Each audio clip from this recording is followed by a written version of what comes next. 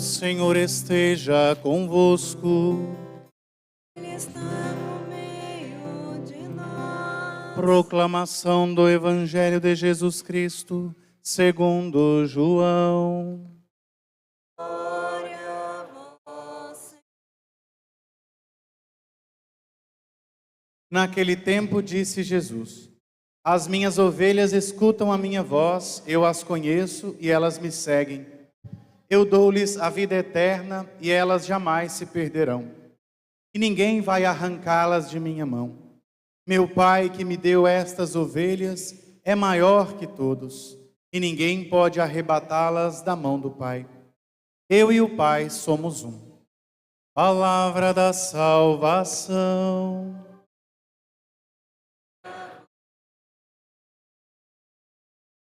Então pode sentar alguns instantes. Hoje eu estou meio desajeitado, né? O padre também fica meio estranho. Então hoje o diácono está com a gente e ele vai proferir a palavra. Mas gostaria de agradecer muito a uma família de São José que está aqui, de São Luís Gonzaga. Fique de pé e nós queremos acolher vocês que vieram rezar conosco aqui no São Benedito.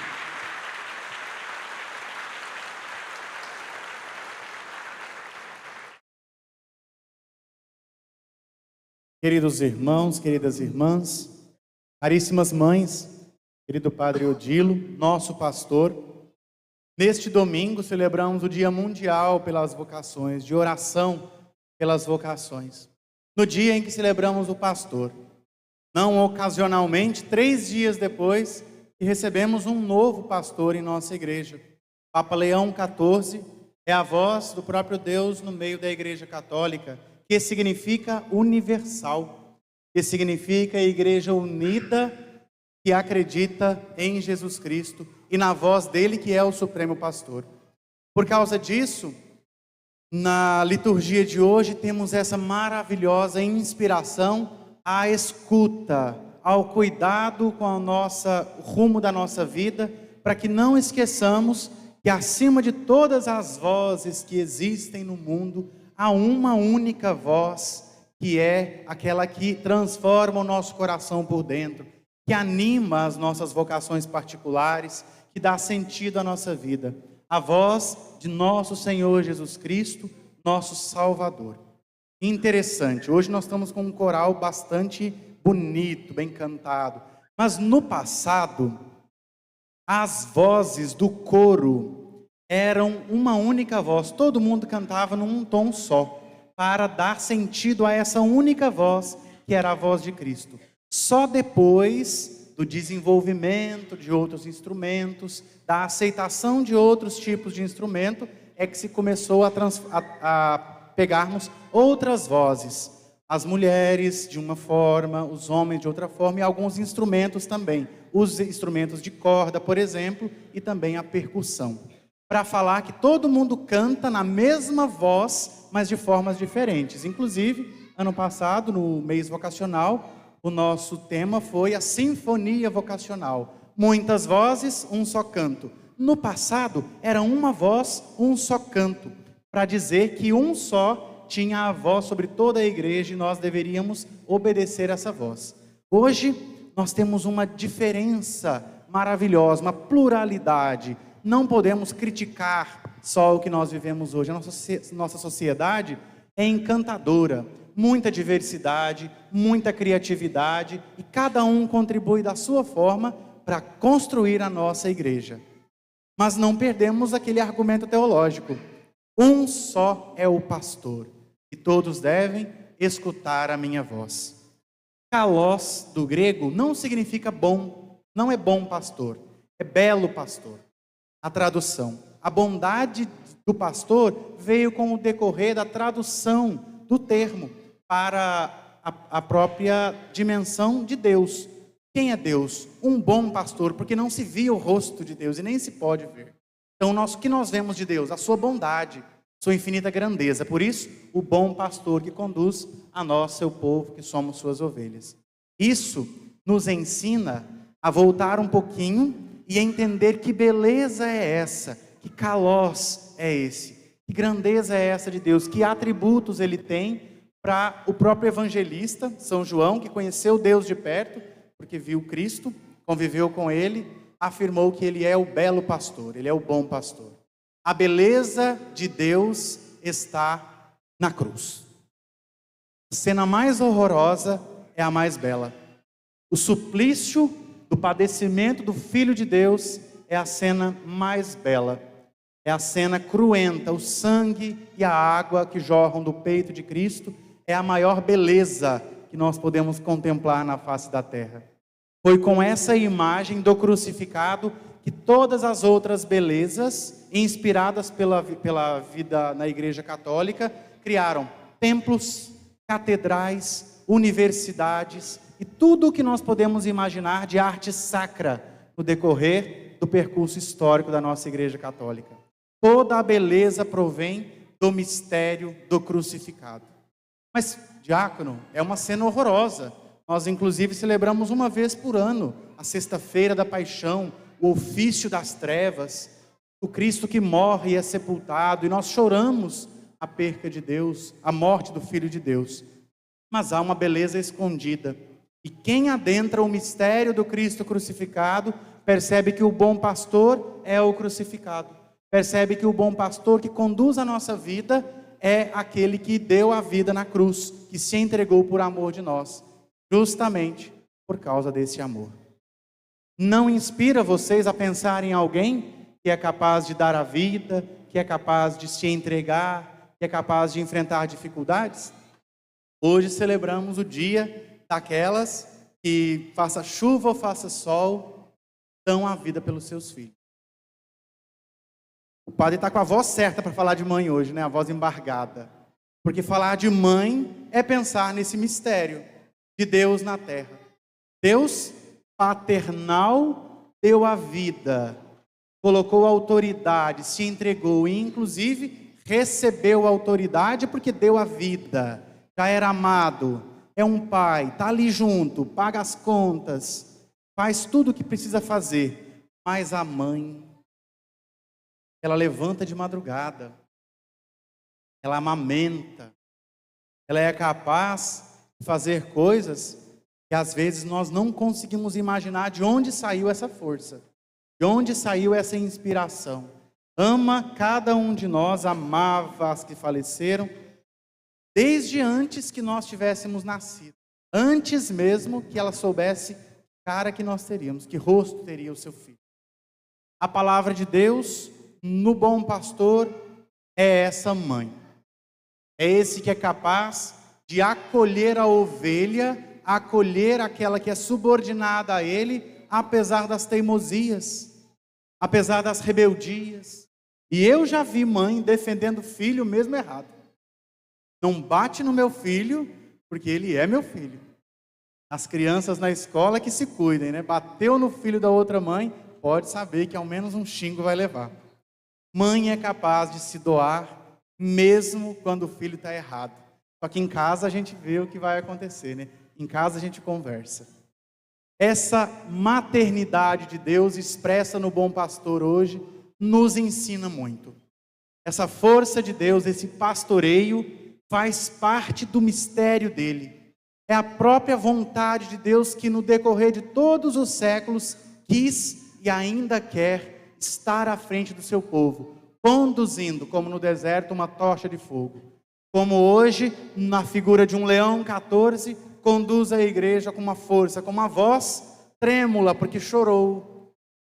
Na janela da capela do Vaticano, ele chorou ao ver a multidão que o acolhia.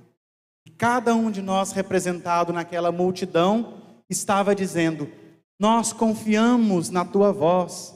Nós acreditamos que foi o próprio Deus que te escolheu, que foi o Espírito Santo que o trouxe para nos conduzir.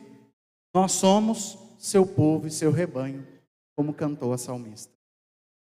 Essa alegria encheu tanto o coração que no meio de nós sorrisos se multiplicaram. Nas redes sociais só se via a cara do cardeal Prevost. E hoje Papa Leão XIV está tentando explicar tudo o que aconteceu. Faz apenas 3 dias mas já fez muito.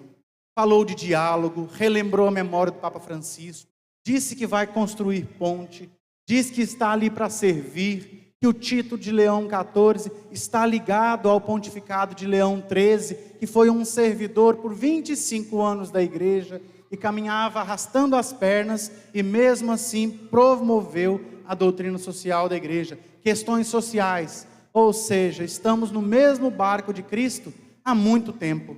Desde quando foi fundada a igreja no alto da cruz, nós precisamos dessa voz física.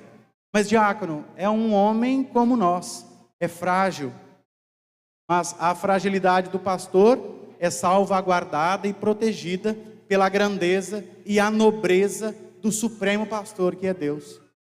Quem desconfia do Papa, desconfia também da força de Deus, mas é um ser humano como nós. Cuidado, inspirado pelo Espírito Santo, ele tem sim a autoridade de dizer por onde caminharemos. Se vai ser pelo lado direito, pelo lado esquerdo, por essa ou aquela doutrina, ele sabe o que está falando. E confie em nós, ele disse isso. Ele reafirmou o senso dos fiéis, sensus fidei.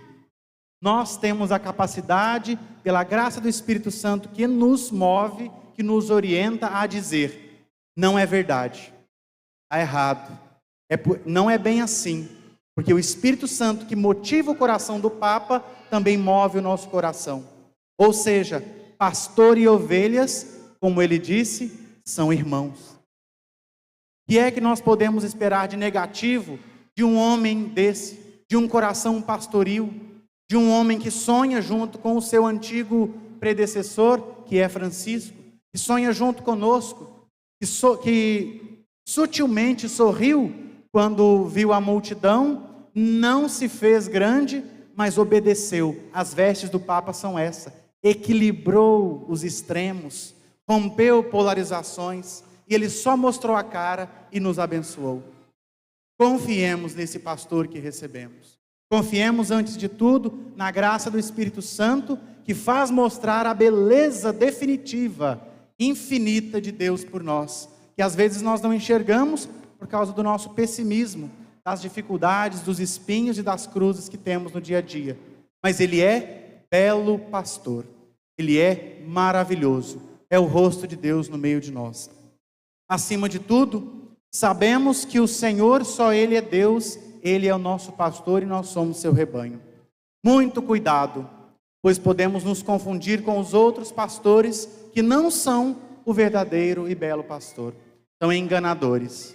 Muitas vezes nós pensamos que estão por aí nas redes sociais, nos burburinhos que ouvimos, mas dentro do nosso coração tem possibilidade de surgir um pastor que é enganador, quando nós damos ouvidos às nossas próprias vontades, ao nosso próprio ego, ao nosso mundinho que é pequeno, e pensamos: não vou escutar a voz de quem está na condução da igreja, não. Eu sei como fazer. Isso é uma manifestação de um pastor enganoso.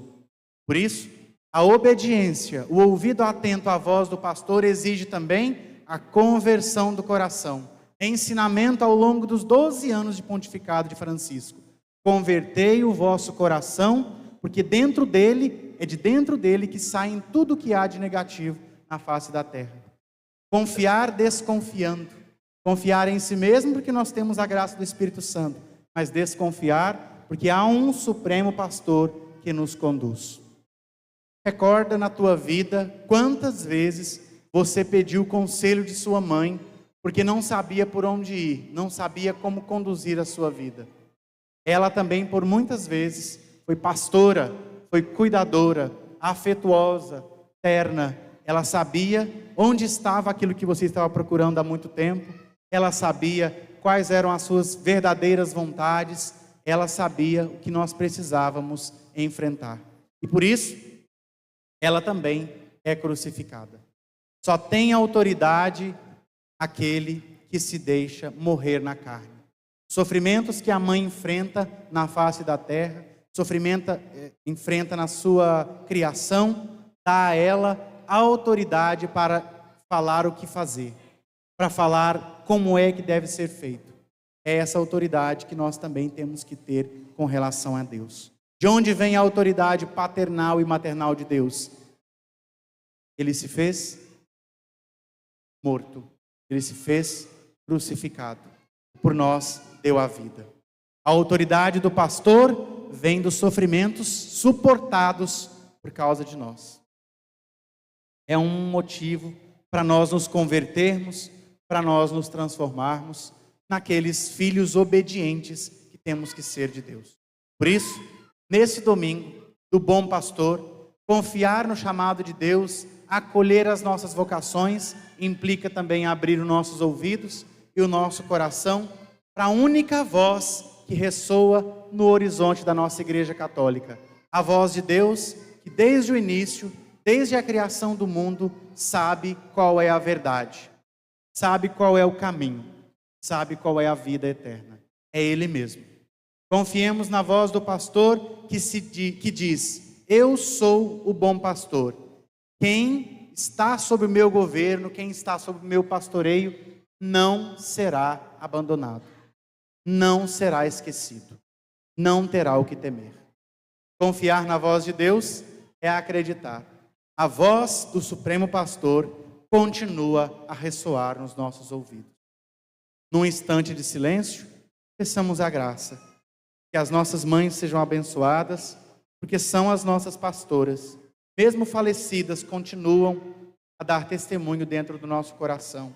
E acima de tudo, rezemos pelo nosso sumo pontífice, Papa Leão XIV, que há 3 dias assumiu o governo da Igreja. Não é apenas um homem, é a própria voz de Deus, pela ação do Espírito Santo, que ressoa em nossos ouvidos.